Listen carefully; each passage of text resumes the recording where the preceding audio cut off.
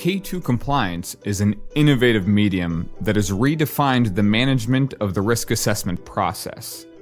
The application acts as a central hub to store, collect, and analyze data relative to an organization's security risks. Let's review how an asset-based risk assessment process is managed through K2 Compliance, starting with an organization's hardware. Found within the hardware information system are categories or groups of like assets, such as servers.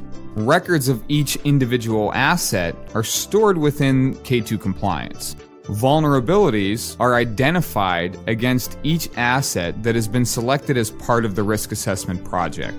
Threats are then associated to this group of assets based on the identified vulnerabilities. The system stores a full library of threat events. There may be scenarios where additional scans and tests are performed against an individual asset in the group, resulting in the identification of additional vulnerabilities. This in turn may present additional threats against the asset. From here, K2 Compliance provides a full library of security controls from many different frameworks. Each threat has links to relevant controls that, if implemented, will help mitigate the inherent risk scores for an asset. A dedicated project workspace is then created per control to assess the compliance status. Summaries and findings for each control assessed feed into a formal report that the system then generates with the click of a button.